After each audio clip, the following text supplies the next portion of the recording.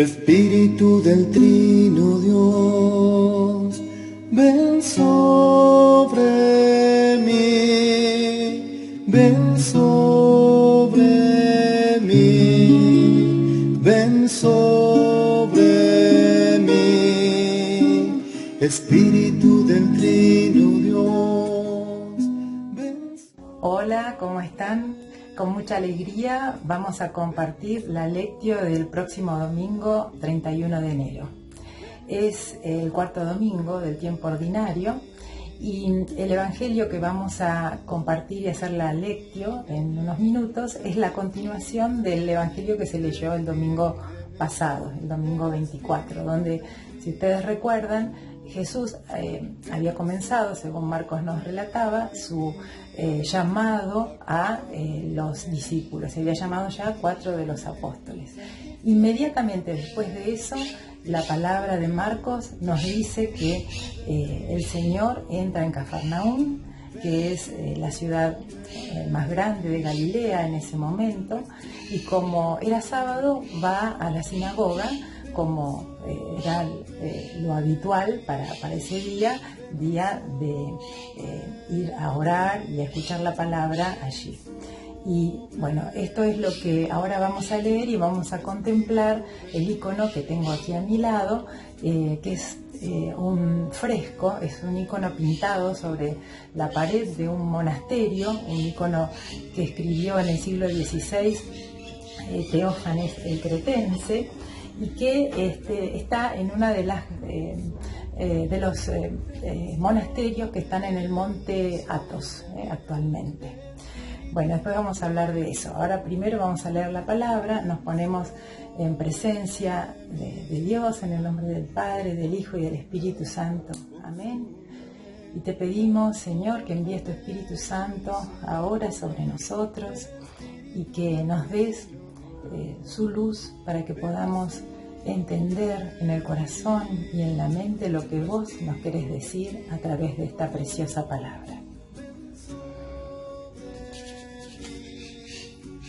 Entraron en Cafarnaúm y cuando llegó el sábado, Jesús fue a la sinagoga y comenzó a enseñar. Todos estaban asombrados de su enseñanza, porque les enseñaba como quien tiene autoridad y no como los escribas. Y había en la sinagoga un hombre poseído de un espíritu impuro, que comenzó a gritar: ¿Qué quieres de nosotros, Jesús Nazareno? ¿Has venido para acabar con nosotros? Ya sé quién eres, el Santo de Dios. Pero Jesús lo increpó diciendo: Cállate y sal de este hombre. El espíritu impuro lo sacudió violentamente y, dando un gran alarido, salió de ese hombre. Todos quedaron asombrados y se preguntaban unos a otros: ¿qué es esto? Enseña de una manera nueva, llena de autoridad. Da órdenes a los espíritus impuros y estos le obedecen. Y su fama se extendió rápidamente por todas partes en toda la región de Galilea. Palabra del Señor. Gloria a ti, Señor Jesús. Entonces ahora vamos a contemplar, a mirar este ícono en detalle y vamos a describirlo de la mano de lo que acabamos de leer en la palabra. Y después vamos a contemplar y a orar con esta bella imagen que nos transmite tanto de lo que Dios quiere decirnos. El evangelista Marcos entonces nos muestra, ya en el primer capítulo de su evangelio, después de haber llamado a los primeros discípulos, 2 rasgos fundamentales que él quiere destacar del accionar y de la vida pública de Jesús que se está iniciando, y que son la enseñanza y la curación. La enseñanza, porque la sinagoga, a donde él se dirige el sábado con estos discípulos, es el lugar donde habitualmente se enseñaba, pero los que lo hacían eran los fariseos, los que estaban preparados, los que muchos estudiaban toda la vida para poder repetir y relatar las enseñanzas que tenían aprendidas. Por eso es muy llamativo lo que hace Jesús, que empieza a enseñar, como dice allí la palabra, de una manera nueva. No habla como los fariseos. A todos les llaman la atención que el Señor, que Jesús, habla con autoridad.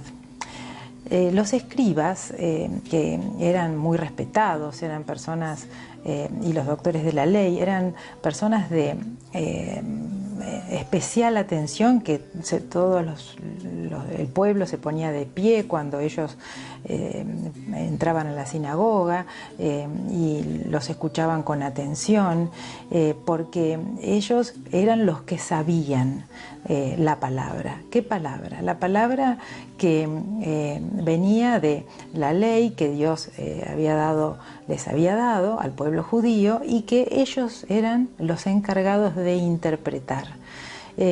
No de interpretar para enseñarla de una manera que sirviera para el crecimiento y el desarrollo del ser humano, sino más bien para reglamentar. Su misión fundamental era poner reglamentos y cargas y legislar para que esto fuera un cúmulo de leyes. Esto era lo que estaban acostumbrados. Por lo tanto, lo que los fariseos decían siempre se refería a un otro maestro del cual ellos habían aprendido.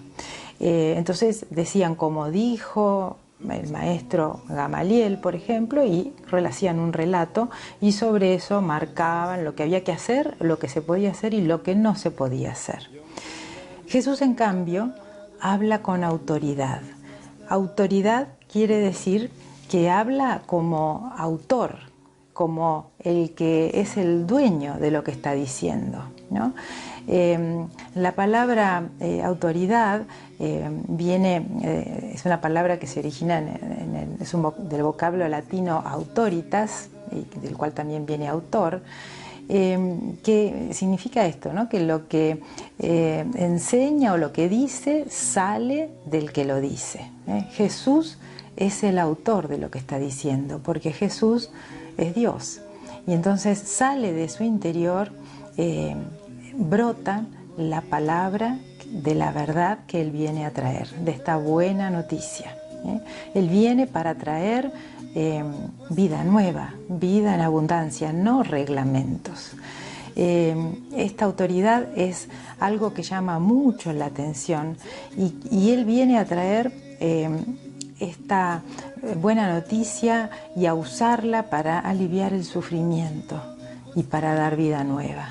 Por eso también en el mismo momento allí aparece esta primera oportunidad que pone en el relato Marcos, que es la curación, es este exorcismo que él hace sobre un endemoniado que estaba allí y que lo reconoce. O sea, el espíritu impuro, que podemos poner en la palabra, podemos ponerlo como el demonio, el maligno, lo reconoce a Dios.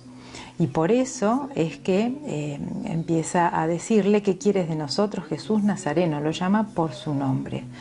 Y le dice: has venido a acabar con nosotros, ya sé quién eres. Y le dice: el Santo de Dios. Ese título, el Santo de Dios, es como reconocerlo en su autoridad también el demonio, como diciéndole que Él es el sumo sacerdote. Entonces Jesús inmediatamente, porque este no era el tiempo de dar a conocer todavía esto, lo increpa y lo calla. En este cállate, como dice allí, lo increpa, y le da la orden de que salga de ese hombre, haciendo esta primera curación, que termina de asombrar a todos los que estaban presentes, al pueblo, y de poner en alerta a los fariseos y a los escribas que estaban allí, que todavía no entendían lo que estaba pasando, pero no era algo que les agradara, ¿no? Es importante también remarcar que Jesús no dialoga con el demonio. Él directamente le da la orden de que salga y el demonio, es vencido desde la palabra de Dios, ¿no? Entonces, toda esta enseñanza nueva, esta fuerza de la palabra de Dios, es lo que Marcos nos quiere mostrar en este primer capítulo, donde, como en otros capítulos, Marcos siempre quiere resaltar la forma en que Jesús se para ante las situaciones. Marcos siempre busca resaltar, más que los mínimos detalles, él busca resaltar la autoridad de Jesús, la autoridad de Jesús. También es importante que tengamos en cuenta que Jesús hace esto inmediatamente después del llamado de esos primeros 4 discípulos. O sea que no esperó un tiempo para prepararlos, ni para a estos pescadores a los que les dijo, síganme, directamente.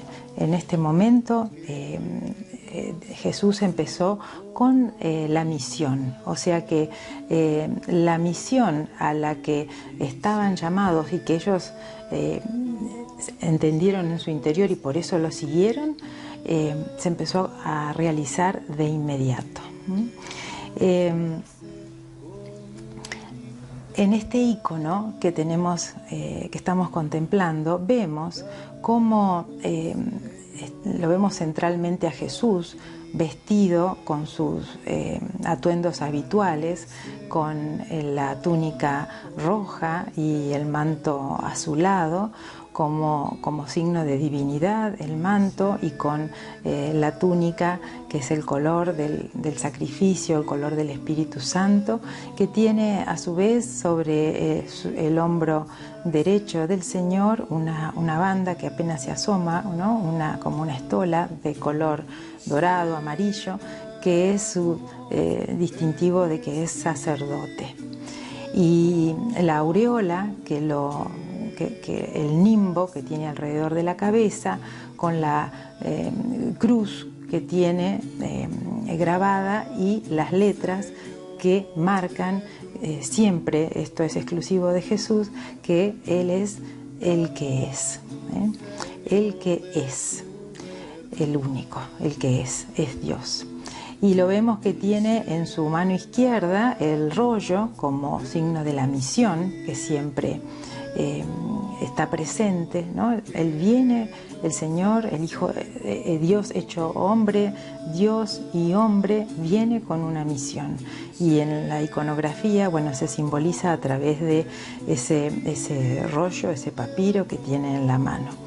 Y con la otra mano, con su mano derecha, está extendida hacia este hombre que está como caído, ¿no? Como en esta actitud, que estaba a los gritos, hablándole a Jesús de esa manera, reconociéndolo. Bueno, ahí Jesús lo increpa, como dice la palabra, y lo hace callar. Y con esa mano que realiza la acción de Dios, bueno, se ve como simbólicamente de la boca del hombrecito allí caído sale este espíritu impuro, este demonio, es como un pequeño diablillo de color oscuro, bueno, y es liberado. Además de Jesús y del endemoniado, vemos por detrás de Jesús los rostros probablemente de los apóstoles, de estos primeros que él ha llamado, que seguramente estaban deslumbrados, asombrados, recién pudiendo ver esto y captar qué es lo que estaba sucediendo, porque si bien en esa época había muchas personas que se dedicaban a recorrer ciudades diciendo que sanaban enfermedades, esto era de una manera nueva. Aquí había algo sobrenatural que probablemente ellos aún no entendían acabadamente, pero estaban allí, por eso el iconógrafo los coloca detrás del Señor, atentos, mirando, contemplando. Y del otro lado, por detrás del poseído por el demonio, tenemos un personaje con una cara de pocos amigos, con manos que están como diciendo acá, no sé lo que pasa, no se entiende, no le agrada lo que está sucediendo. Y bueno, probablemente el fariseo, el escriba, que estaban también asombrados, pero de una manera negativa, ¿no? Viendo que este personaje, ¿no?, que aparecía allí y se daba el lugar de enseñar y de curar, y en un día sábado, era algo que iba totalmente en contra de lo que ellos venían enseñando y pretendiendo inculcar en el pueblo. Por otro lado, bueno, se ve que la escena se desarrolla adentro de un edificio, por eso se ve allí la pared por detrás, y por detrás de eso edificios. En la iconografía, bueno, no se respetan las dimensiones ni las proporciones, pero sí es importante tener en cuenta que hay dos edificios como unidos por una tela, ¿no?, un manto rojo, que es como simbolizando la unión de lo antiguo con lo nuevo, que Jesús viene a traer es el Nuevo Testamento, la unión de la antigua alianza y la presencia de la nueva alianza que Dios hace con el hombre a través de Jesús, de Dios hecho hombre. Entonces, esto es lo que está significando lo que vemos por detrás, y las letras IC, XC, que están sobre la cabeza de Jesús, que significan Jesús el Cristo. Bueno, entonces ahora nos vamos a disponer a contemplar este icono a la luz de la palabra, que ya sabemos qué es lo que dice, y vamos a ver qué me dice, ¿no?, esto hoy a mí. ¿Qué me llega al corazón? ¿Cuál es la palabra que hace más eco en mi interior de lo que hemos compartido, ¿no? Tal vez la palabra autoridad, ¿no? Saber que el Señor debe ser el Señor de mi vida, y que si le doy autoridad no es lo mismo que escuchar otras cosas que el mundo hoy me quiere poner por delante, y que a veces el mundo las quiere hacer valer aún más que la fe, que la esperanza, que el mirar a lo que Jesús viene a decirme. Entonces parece que me importan otras cosas, o me preocupan otras cosas, y que no le doy autoridad al Señor, no le doy el lugar. Si es como tal vez estar poseído por otros poderes, ¿no? No es solamente el hombrecito poseído con ese diablillo que sale, que expulsa a través de su boca, sino también en mi persona, cuántas oscuridades, cuántas sombras hay guardadas, que necesito sacar de mí mirando a Jesús, y no mirando a lo que el mundo me quiere hacer foco. ¿Cuántos otros poderes me dominan? Poderes que son poderes que son las luchas que llevo conmigo, ¿no? Con mi carácter, mis sentimientos, mis malos sentimientos, mis malas reacciones, esos demonios que me pueden tantas veces, o que me enferman, o que me deprimen, o que me hacen ser tan iracunda, ¿no?, y tan soberbia. o que me entristecen permanentemente en este tiempo que nos toca tan difícil, ¿no? Donde tantas reglas del mundo parecen inciertas y cambiantes y me llevan a la depresión, al abatimiento, a la desesperanza. Entonces, este ícono de la mano de la palabra me lleva a ese lugar de encuentro con Jesús, donde Jesús también me mira y me dice: cállate, cállate. Esta palabra para mí es muy fuerte, ¿no? Porque hay tantas cosas que tengo que callar, pero no callar para guardarlas y tenerlas aún más hondamente escondidas, sino después del cállate viene sal, ¿no? Sal de este hombre, sal de esta mujer, sal de mí. Esto que no quiero darle más lugar adentro mío. Entonces, contemplando este ícono y trayéndolo a mi vida hoy, a mi casa, a mi trabajo, a mi circunstancia, donde hay personas que también están mirando, tal vez, y esperando a ver de mis reacciones o de mis formas de comportamiento, o de mis gestos, ¿no? A veces no hacen falta palabras, ¿no? Entonces, pidámosle a Jesús, pongámonos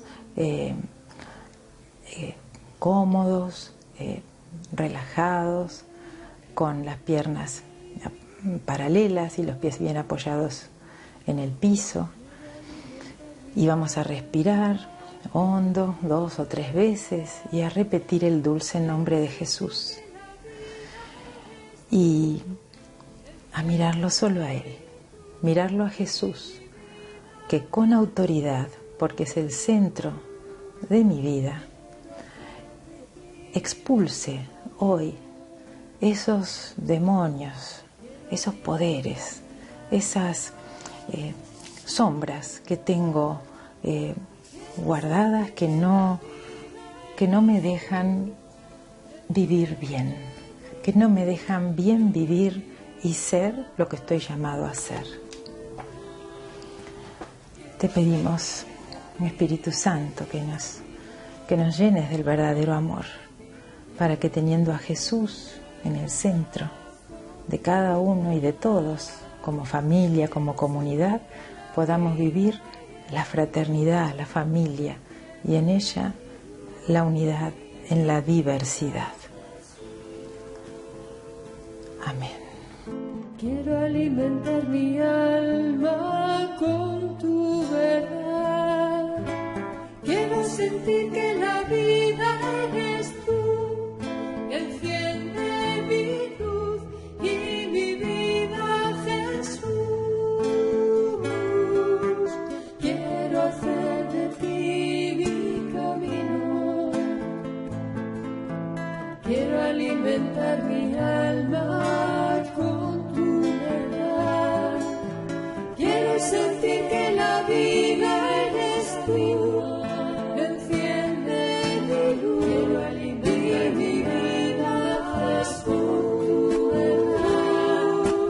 Quiero sentir la vida mi camino. Enciende mi luz. Quiero alimentar mi alma con tu verdad. Quiero sentir que la vida eres tú. Enciende mi luz y mi vida, Jesús.